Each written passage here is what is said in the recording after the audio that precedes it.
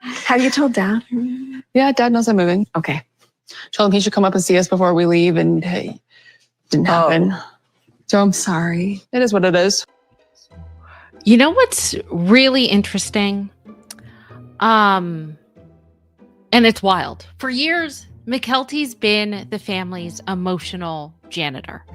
She's been mopping up Kody and Robyn's messes with a forced smile, basically trying to duct tape together the shards that have been left with the family.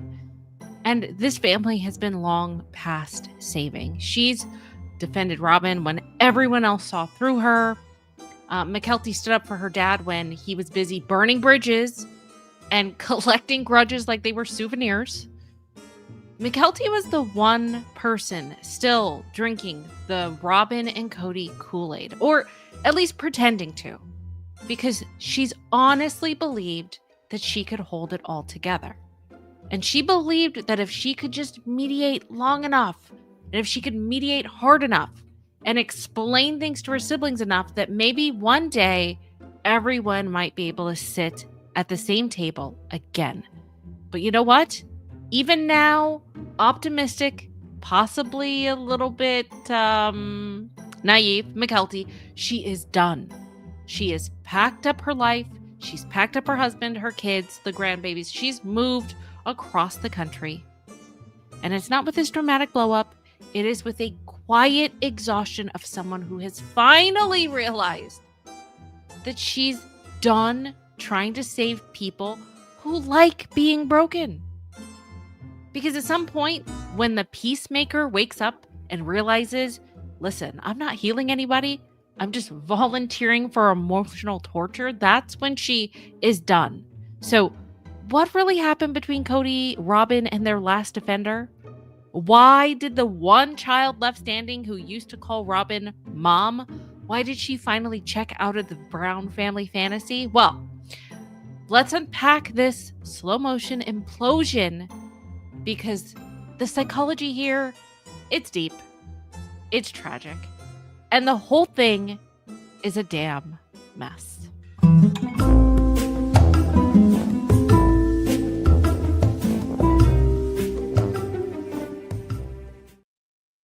Hey guys, welcome back to another show. Welcome to The Mess with your girl IQ. It's always a mess, is it not?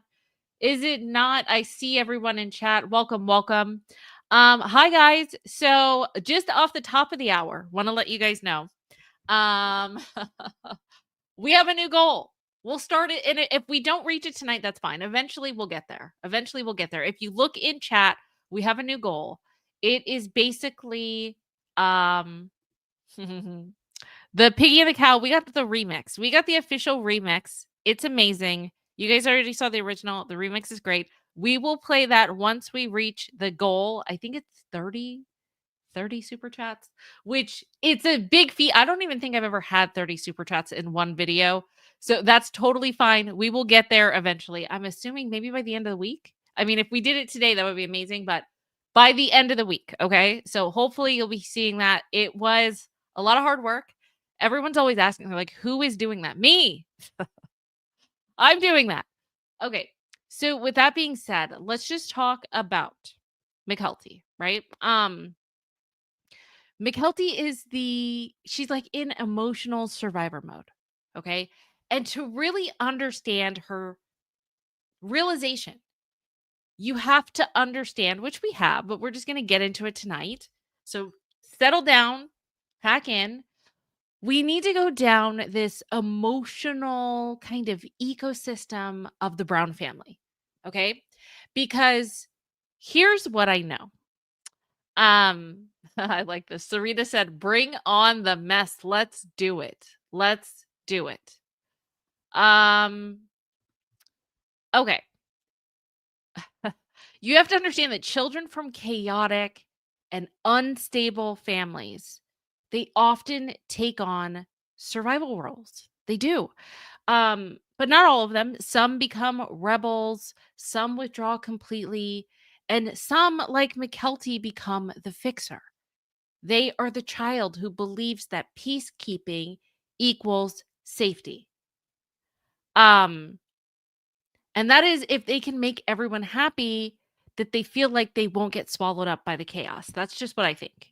And I think that that's what's going on in Mykelti's case. I really feel like this might be based out of like some type of fear or yeah, I guess that's the best way to put it. Some type of fear. Darlene said, thank you for the $2 super chat. Darlene said, as long as you still play my old faves, I will be happy. You know it, Darlene. As long as it's like I like to play things that make sense with what we're talking about. You know what I mean? If it jives with the vibe, then yeah, heck yeah, I'm playing it.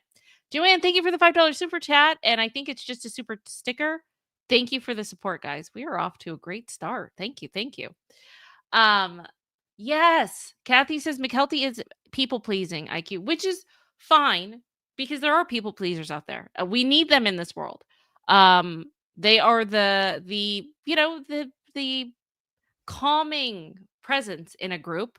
We need pretty much every kind of personality in a group. But the thing is, she shouldn't have to be the people pleaser for her parent and in that chaotic family, especially with narcissists who are always going to put themselves first. Do you know what I mean? That's the worst. So with Mykelti growing up and watching her dad's ego collide with her mom, Christine's exhaustion, also clashing in with Robyn's manipulation, in my opinion, Mykelti adapted. I feel as though she learned that being agreeable was her currency. I feel like that happened very early on. It's like Mykelti in this process with Robyn, and Robyn was nice to her. It seems like a lot of the other kids were mean to her. Maybe Mykelti feels like she has an obligation towards Robyn. I mean, obviously no longer, but we're starting from the beginning, right? Mykelti probably felt an obligation. She became that bridge. She became that emotional translator between the OG kids and between Robyn's brood, you know? And defending Robyn possibly gave Mykelti this sense of control. It also gave her, because she was the favorite child for a while, that had to have been nice for her to get her dad's approval, to keep her father's love within reach. Within reach. That was funny. Within reach, I feel as though Mykelti wanted harmony so badly that she mistook this people pleasing for strength. And I think she's starting to finally figure it out.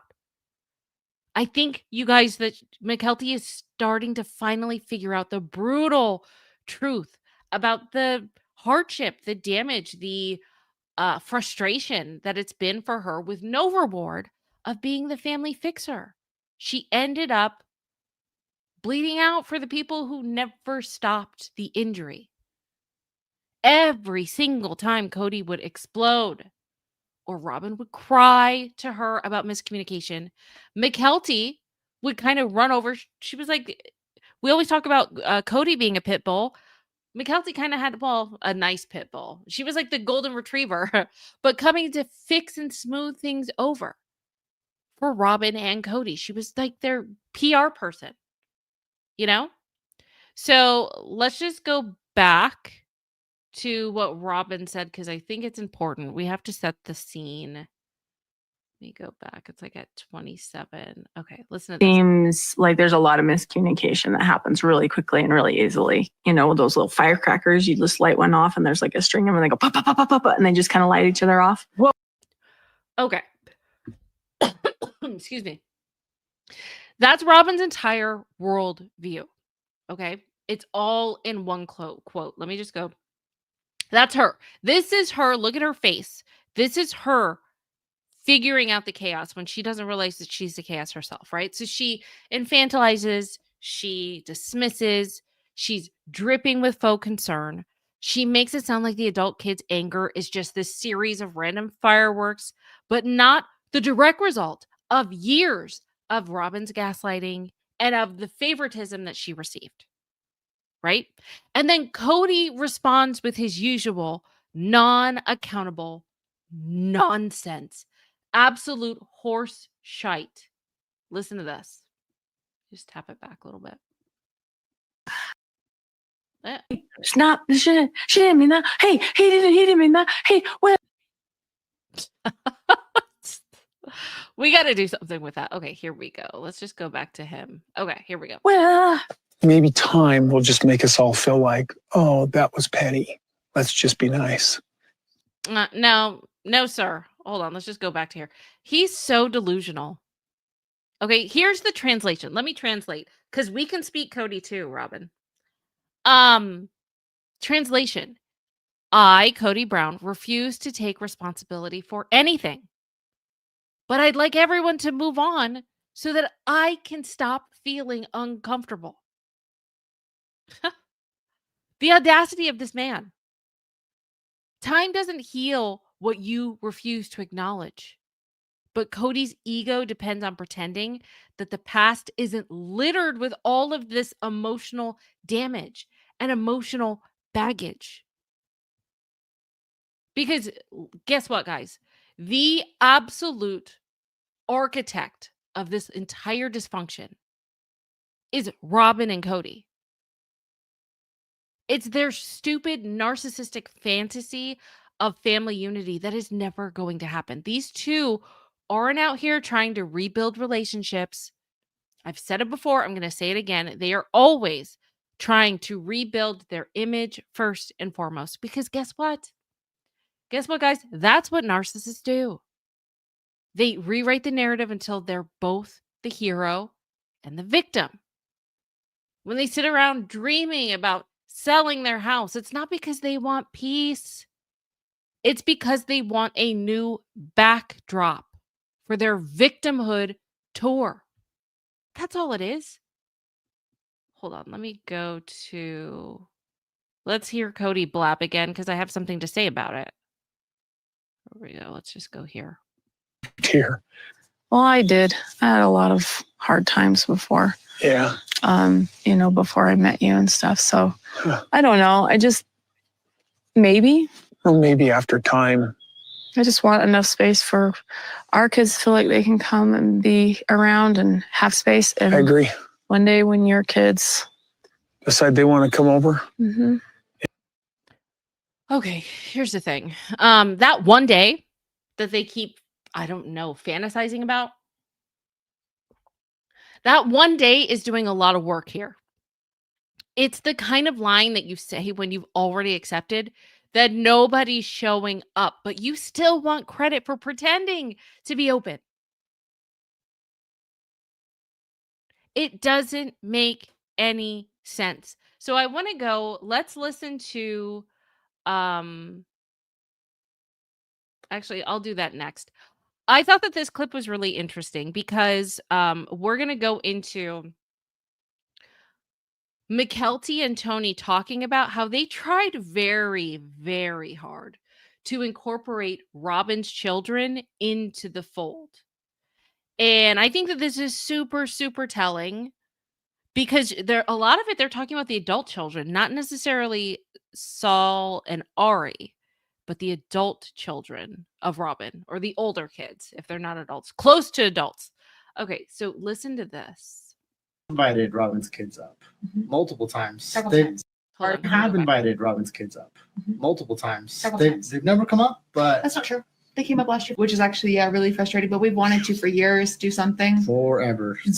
We try every I year. don't know, man. We We're always try like, so hard. at the beginning of the year. So, what's your summer like? What's your open schedule? Let's do Do something. you want to do like a dual family Do vacation you want to this go to year? Disneyland We keep together? We go trying. to California. What do you want to do? Like we Yeah. can do an easy. What kind of vacation do you like? We can do that kind. Well, like, It's just hard. Yeah, it's very hard. That is very hard to have to deal with. Like you are doing all of the work, all of the heavy lifting, you're trying, and nothing's happening. So that's the emotional toll of being these two's defenders. Where does this leave Mykelti? It's like she's emotionally bankrupt because she's trying to reason with people who thrive on chaos. And I feel like Christine said it best. I think we talked about it a little bit yesterday, but I really wanted to go into depth because there's little nuggets and pieces of information that we've gotten here and there from magazines or sources or this and that. But Christine kind of filled in a lot of the blank spaces for us in last week's, whatever, I'll just say on Sunday's episode. Listen to what she had to say here. It's brief, but it's powerful. Okay, able to listen. make the contact. And Mykelti and Tony were just sad that they weren't able to see Kody and Robyn and the kids before they moved. The whole thing's just been sad. The relationship with them is just not what Mykelti hoped it would be. The relationship is not what Mykelti had hoped it would be. And I think that's a big part of it. What we just heard from Tony, from Mykelti, they kept trying. They kept trying to include the older adults. They kept asking Robyn and Kody, hey, come see us. It just didn't work out. And once again, predictably, the revisionist historian, Kody's version of events when they finally did move, it was just another passing, like, knife in the back, knife in the kidneys, that they couldn't make it to say goodbye after everything that Mykelti did for them. I find this fascinating. Hold on. Let's just go to that. Here we go. I'm moving. Okay. Told him he should come up and see us before we leave, and hey, didn't happen. So I'm sorry. It is what it is. Well, Tony and Mykelti's schedule kept advancing, so we were trying to see them in St. George. They had plans that they couldn't change, and we had plans that we couldn't change, and we just Really? So I bet you, why do I have a feeling that if that had been Robyn whose plans changed, Kody would have dropped everything in order to do that. Why does it, it always works that way, guys. Where you put your time and energy, that's the things that you care about. Actions speak louder than words. You could say all day, yeah, I really wanted to do that. If you really wanted to do it, you would make time and you would make effort. Look at where people are putting their effort, no matter what lip service they're telling you, and you will find out exactly what matters to them. So I'm sorry, Kody, but that's not scheduling. That was avoidance disguised as circumstance. If Kody and Robyn really wanted to see Mykelti and Tony and their grandchildren, or as we talked about last night, I guess it's Kody's grandchildren since Robyn wants to differentiate, you always make time for the relationships that you value, guys. And they did not. And I feel like that told Mykelti everything that she needed to know. For years, she has defended Kody and Robyn publicly. Even when it made her siblings resent her, she tried. She tried to play neutral. But guess what? When you're neutral in a dysfunctional system, that always favors the oppressor. Every time she said, oh, you know what? Well, they're misunderstood. And she was burying her own feelings to protect the ones who caused the damage. That is not loyalty. That is trauma bonding. Sonia House, thank you for being a member for 12 months. That is amazing. Thank you so much, Sonia. Sonia said, you are the parent, Kotex. You need, actually, let me emphasize the you. You need to make the effort. She has done everything she could to be the bridge. Agreed. And if you guys agree with Sonia, like her comment. I agree, Sonia. Thank you so much for being a member for 12 months. And if you would like the video, please give it a thumbs up. If you're here, give it a thumbs up.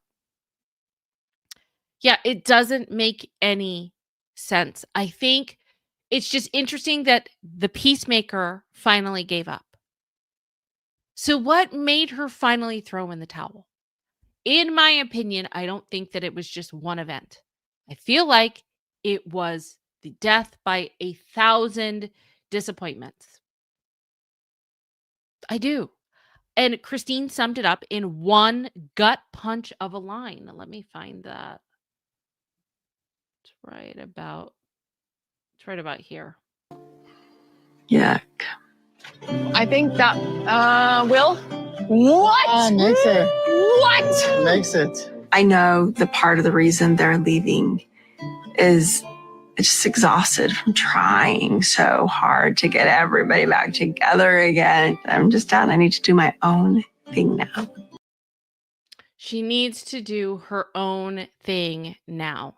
That is what emotional burnout looks like. Thank you, Christine. That's what emotional burnout looks like. The realization that no amount of trying will fix people who enjoy their dysfunction.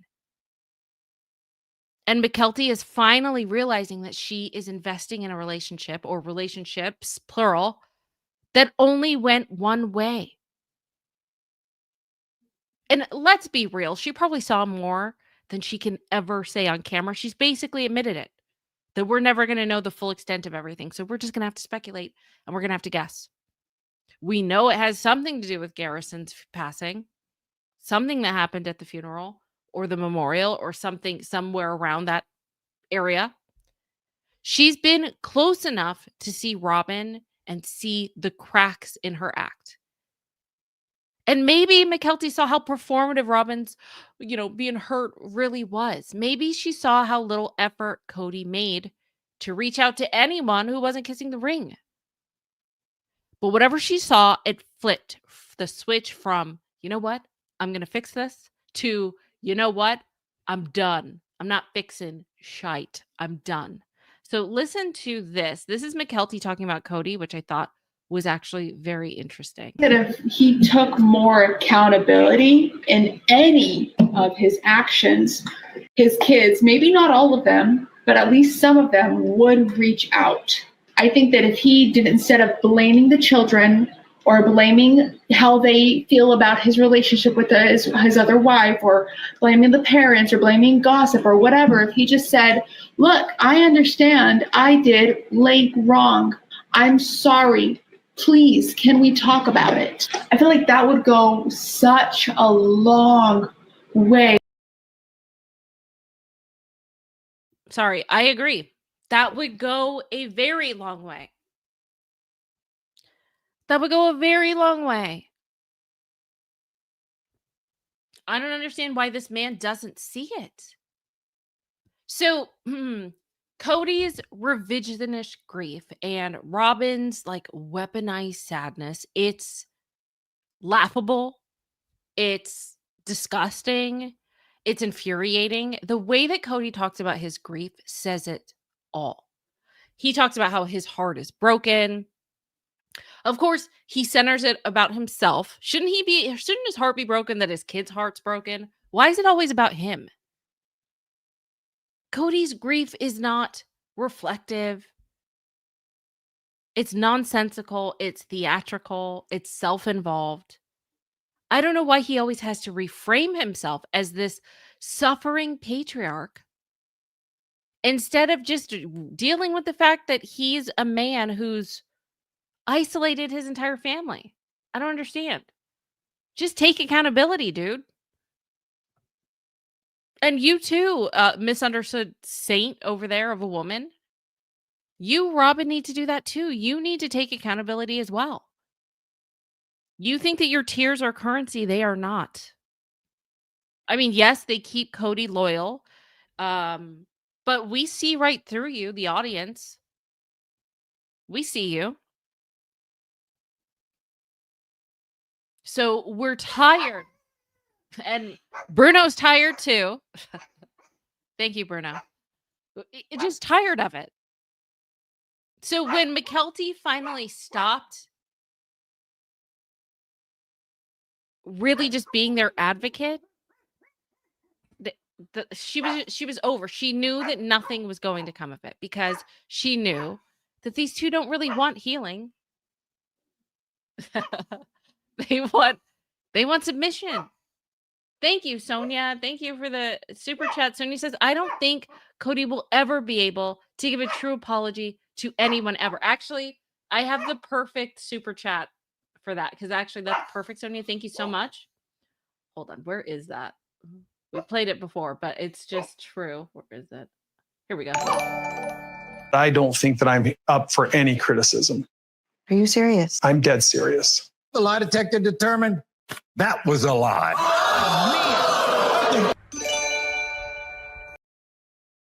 Was that not perfect or not? Thank you, Sonia. Yeah. Well, actually, okay, so that's what's going to be interesting, right, Sonia? Because supposedly he gives an apology to the three wives, but Christine says, I call foul. I cannot. It'll be interesting when it comes up. When we see that apology, is it going to be a true apology? Will it be? I guess only time will tell, but I think we have the answer, but we'll see. Sonia, he has one opportunity to make this right. Let's see if he does something with it. And I have a feeling that apology is probably going to come like right before the last episode, before the tell-all. That's just my thought. That's just what I think. So let's just talk about this, okay? So Mykelti moved. She moved to North Carolina. On paper, we know that it's a logical decision. But emotionally, I feel like what Mykelti's going through is like this exorcism of the hold that Kody and Robyn had on her. It's the first time that Mykelti chose herself over the family system. And if you've ever been in therapy, if you've ever listened to therapists and psychologists, that is a term that they like to call differentiation. And that is when adult children stop managing everyone else's emotions and they start actually living their own lives. That's what Mykelti did. I don't know if she's in therapy or counseling or anything like that, but she didn't just move to escape her family. She moved to escape the cycle. And that's what makes what she did so powerful, because when the family's designated peacemaker, or I don't even know if it's designated, even if she did it herself, she decided herself, she volunteered, the volunteer peacemaker, when they walk away, it means that the illusion of harmony has like officially collapsed. And in her silence, I feel like she's saying everything. Now, you're like, yes, she's not posting any shady quotes and she's not filming tearful confessionals. She just left. She's pretty much silent for the most part. I mean, I know she does certain things on her Patreon, but for the most part, mum's the word. She's really not talking about it. So let's listen to what else she has to say, because I just find this fascinating on what she says about Kody. But also, he blanket statements that all of his kids are against him, and all of his kids hate him, and all of his kids don't talk to him. All of his kids have issues with him. He blanket statements all of them, where it's also not every single one of his kids, but when he blanket statements like this, it hurts every single one of his kids. Like, he's had past episodes blanket statements, and it hurts me, even though I know that it wasn't directed at me. It hurts when you blanket statement. What's the majority here? Like, if the majority have a problem with the single, it's not like it's a common denominator. And if you're the common denominator that people have problems with, it's probably not them. It's probably you. Very true. Do you guys see it? Do you see Mykelti like coming into her own? Because I do. I see it. She has not talked like that for years, or if ever. I feel like the veil has been lifted on whatever pedestal that she was putting Robyn and Kody on, and I don't think she's having it. So that's what we're doing. We are watching the aftermath of this all. Kody and Robyn are desperate to keep their stupid delusion alive, talking about space for everyone, like everyone's coming over for Christmas. Hold on, we got to go back to this because this is so delusional. Hold on. We went over it yesterday, but I don't care. It fits for today. And it's worth But I got the best idea, the absolute best idea. Let's just look for the home that you want. That I want or we want? Well, mama's happy. Everybody's happy, you know? So daddy has to be happy too. No, I want my space. I want my business space. And then I want space for grandkids and truly. I can't get over this. I just can't. Him. Let's just do this again. Hold on. I mean, this is so apropos. This is so Shakespearean as far as a synopsis of Kody Brown in a few sentences. Okay. So what he wants first is personal space for himself to pick his nose, cut his toenails, put gel in his hair, dye his hair, pluck his eyebrows, whatever the hell that he does. The first and foremost in the Kody Brown verse is personal space. Second is then business space for him to make money. So it goes Kody's personal space, then Kody's business space. This is priority in his head. Then space for hypothetical grandchildren. And last on the list is space for truly. His narcissism doesn't get any clearer than that, guys. He's not trying to build connection. He's trying to build comfort for himself and his ego. His kind of space that he's looking for is emotional isolation with good lighting. That's it. It doesn't get any clearer than that, my people. It doesn't. So while he's sitting here talking about that there's going to be space for everyone, I guess he's talking about himself and his hair and his ego. No one's coming over for Christmas, okay? You guys have lost your audience. And when I'm talking about your audience, well, yes, us, but I'm talking about your children. Literally and emotionally, you getting more rooms and more space is not the solution. Apologies are. You cling to this stupid victim story. You're not getting any of your children back. Your lives are going to look emptier. So it's just like delusion at its finest, guys. It's delusion at its finest. It is. And Mykelti's absence has stripped both of these tools of plausible deniability. As long as Mykelti was defending them, they could claim moral high ground. Well, see, there's one of Christine's daughters that love me and call me mom, and she sees the wrong that I'm not this evil person. Not anymore. Without Mykelti, you guys are exposed. The volunteer peacemaker leaving does not bode well for you. It doesn't.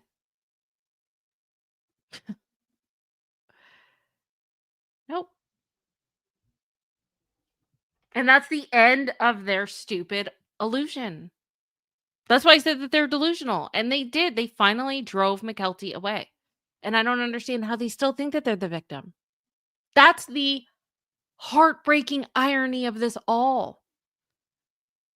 Mykelti was never their problem. She was their last chance. She was the only one still trying to keep relationships alive between two people who definitely did not deserve it. When she gave them grace, they weaponized it. When she offered forgiveness that they never earned, they could care less. And so when Mykelti stopped trying, the illusion died. And I feel like for them, that's probably why her exit, I'm sure it hurts them more than any public call out ever could, because when you can't manipulate someone who's no longer invested, like, what do? Your power is taken away. You can't fix people who get high on your own victimhood. And you can't build a family on control and call it love. And you most certainly, definitely cannot cry miscommunication when the truth is that you guys have manipulated the hell out of your family. That's what you've done. That's why this is delusion and disrespect. That's exactly what Kody and Robyn have done to this entire family. And Mykelti didn't leave out of hate. She left out of clarity. She finally saw the truth, right? And I'm telling you, if you guys are dealing with this in your lives at all, there's someone that you just feel obligated to because they're family. If they are toxic, if there is pain and they're hurting and they refuse to change, that is not a you problem. In cases like that, when these people are toxic and unhealthy, peace does not come from fixing these broken people. That is not your responsibility. Your peace is going to come when you walk away from them. And that's what Mykelti did. And so for Kody and Robyn, they can keep playing house in their stupid fantasy mansion. And they can get more space for, hold on, let's just do this in order. They can get more space in their purple mansion for Kody's personal hair products, for his business space, for hypothetical grandkids, and then space for Truly. And And you can wait for everyone to come home. You can wait till the cows come home. Literally and figuratively. But yeah, no one is coming. And it's not out of anger. It is out of healing. They're not coming, guys. They're not coming. So anyway, let me see what you guys are saying. Ruth is saying enough is enough. Kathy said, now Oink will just whine about how he's betrayed all season long. Barf. Let's hope not. Let's hope not.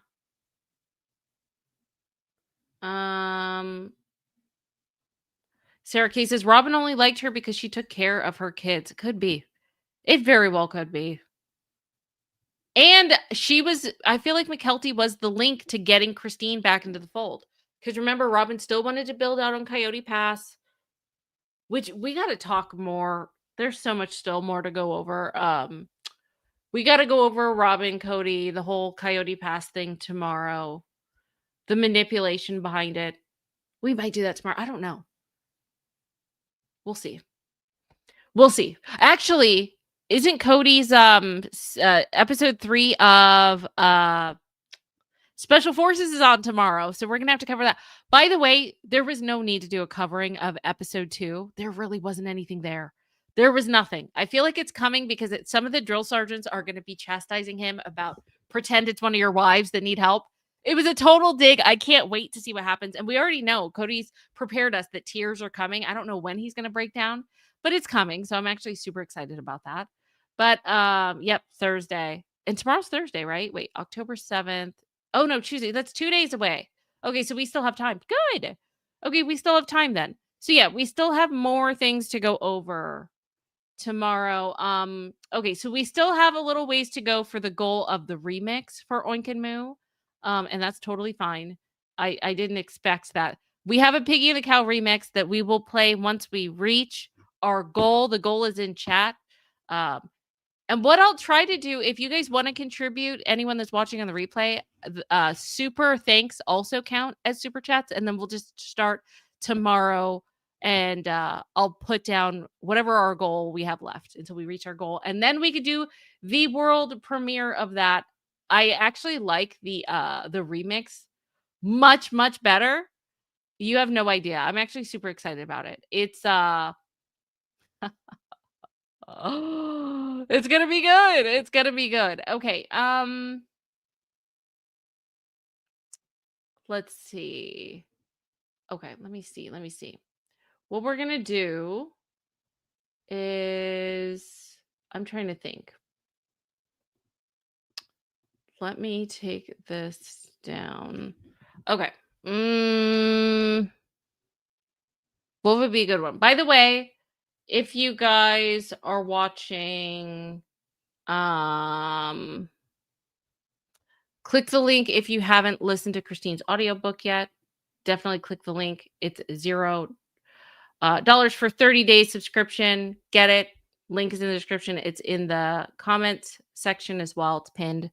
Okay, so what we're gonna do, what is a good one for today? I'm trying to think. Let's see. Let me go to it. Hold on. Oh, okay, I got one. This is actually perfect. We'll do, should we do? You know what? We haven't done this in forever. That's actually probably the best one.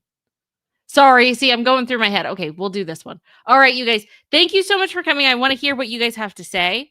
Let me know in the comment section what you think. Thank you for contributing to our goal. Thank you to all the super chats tonight, to the memberships, to my members, to my mods, to everyone that came to chat, to all my replay watchers, to everyone that thumbs up the video, to everyone that got the audiobook for Christine's book using my link. I so appreciate it. Thank you for helping me with the goal for Piggy and the Cow remix. We'll get there eventually, guys. So with that being said, I'm going to play this out. And, oh, man. Yeah, we'll do this one. All right. Have a good one, guys. I will see you tomorrow. Bye.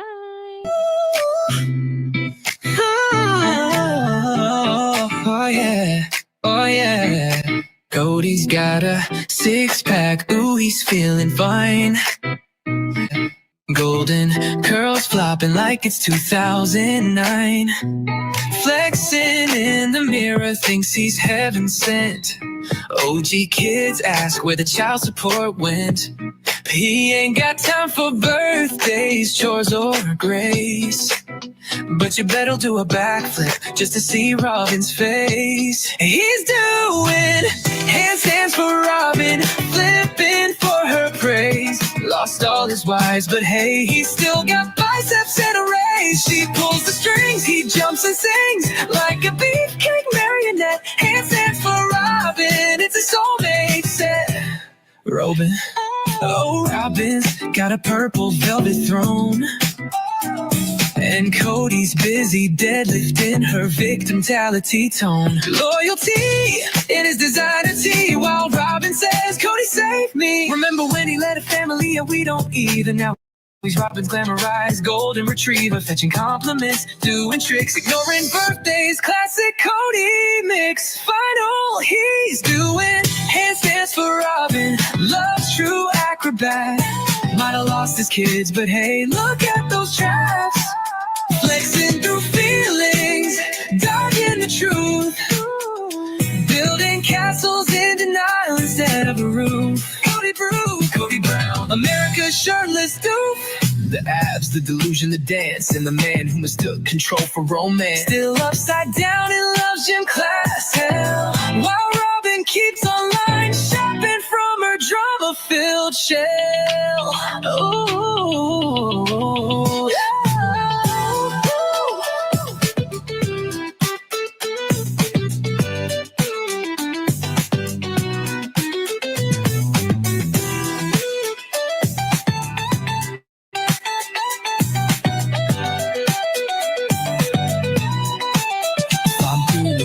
Handstands for Robyn, love's true acrobat.